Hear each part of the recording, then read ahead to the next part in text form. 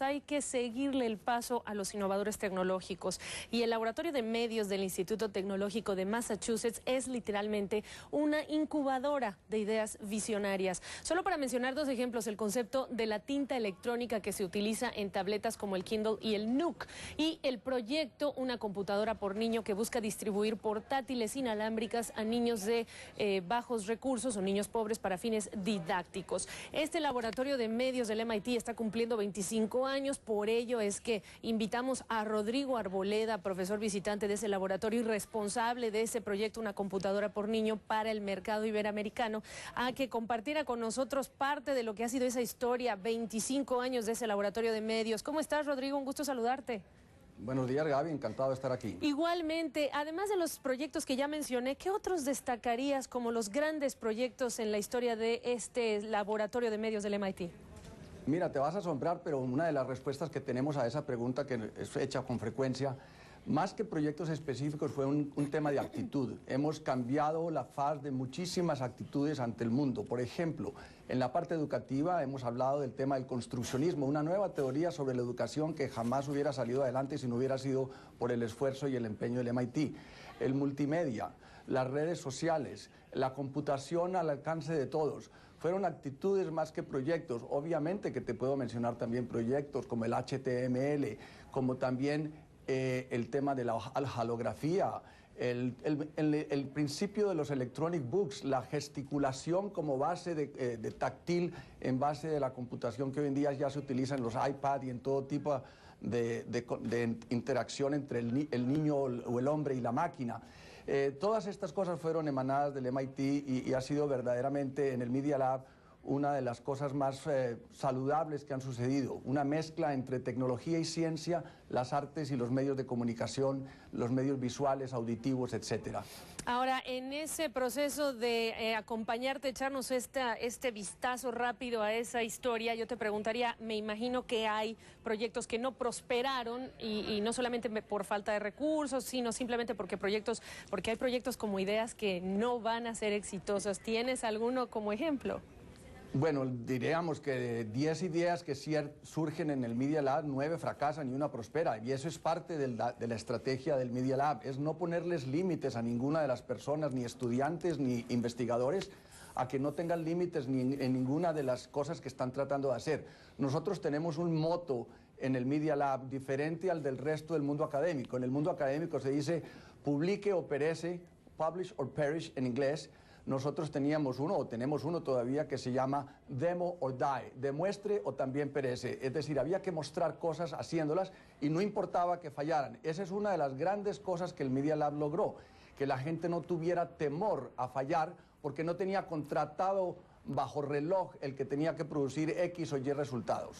¿Cuántos integrantes hacen parte de este Media Lab para los menos entendidos de este lugar?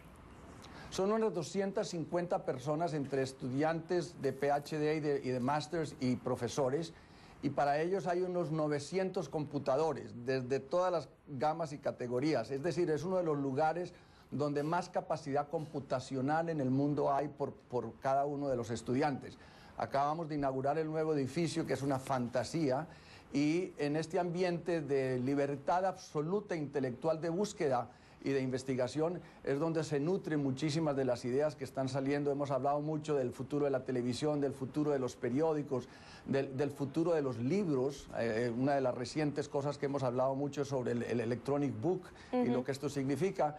Y bueno, es un verdadero campo fértil de polinización de ideas que de otra manera jamás se hubieran puesto en marcha en ningún otro centro académico o comercial. En ese campo fértil, ¿de cuántos latinoamericanos podemos presumir como contigo, Rodrigo?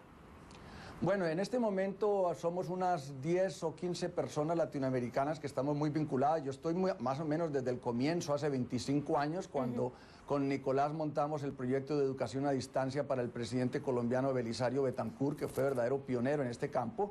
Y fuera de eso, con el grupo Telmex de México, ellos han financiado un proyecto que ya llevamos unos 15 años, que es el laboratorio de Telmex allí, donde se hacen becas a estudiantes mexicanos que han participado durante muchísimos años y regresan a México a trabajar en proyectos de esta naturaleza. Mencionaba Rodrigo Nicolás Negroponte, quien encabeza, por supuesto, este MIT Media Lab. Ahora, ¿qué se puede comparar lugares o centros de investigación en nuestra región con el Media Lab del MIT? Yo no creo, sinceramente, porque es que es muy difícil reproducir el ambiente tanto académico, intelectual y la libertad de pensamiento y al mismo tiempo la capacidad financiera que hubo durante todos estos 25 años para financiar proyectos que de otra manera jamás habrían tenido justificación económica. Es muy difícil reproducir esto. Hubo intentos de reproducirlo en la India, hubo intentos de reproducirlo en Irlanda. Obviamente que un proyecto que fue vanguardia fue el Centro Mundial de la Informática en París bajo el presidente Mitterrand, que fue lo que dio inicio a todo este movimiento, que Nicolás dirigió en los años 82 al 85. Pero ¿qué podemos hacer para que se ocurra? Y te lo pregunto porque hemos hablado mucho en días recientes de esta cantidad impresionante de recursos, de capitales que están llegando a nuestra región por el mayor atractivo que hoy tienen los países emergentes, no solamente América Latina y el Caribe, sino también en Asia. Pero, hablando de nuestra región, ¿es posible soñar con algo así que se convierta en una realidad? Bueno, sí es posible lograrlo si dedicamos mayores cantidades de recursos y mejor utilizados al tema de la educación de nuestros niños en la región. Solamente creando un nuevo perfil de ciudadano en la región, dedicados a la investigación, dedicados a la innovación, podemos lograr crear el campo fértil en cada país para que cada país verdaderamente monte centros de investigación. Precisamente en este momento estamos con Uruguay y con Perú, los dos países donde estamos más vinculados con el proyecto de One Laptop per Child, que es otro proyecto que salió del Media Lab del MIT. Sí. Estamos verdaderamente montando centros donde esperamos crear nuevos sistemas de software y desarrollos de temas pedagógicos y de temas innovadores en cada uno de estos dos países conjuntamente con nosotros. Rodrigo, para cerrar, danos un adelanto de algún tema o una idea que ya se está trabajando en este Media Lab del MIT y del que estaremos hablando en los próximos meses. ¿Qué nos cuentas? Bueno, hay muchísimas cosas que están trabajando en este momento. La mayoría de ellas están, créelo o no, en el campo de biotecnología y en genética. Hay muchísimas cosas que se están trabajando allí. Una de las grandes conferencias que tuvimos la semana pasada con motivo de los 25 años fueron las prótesis inteligentes, donde vamos a poder reproducir, incluyendo la posibilidad de conectar nervios con los miembros perdidos, para que verdaderamente se reproduzcan todos los movimientos que originalmente tenía la persona con las articulaciones, las sensaciones sensoriales de tacto, etcétera. En el campo de biotecnología veremos cosas muy interesantes. Bueno, y estaremos hablando de ello en su momento. Te agradecemos mucho compartirnos. Felicidades, por supuesto, también para ti, ¿eh?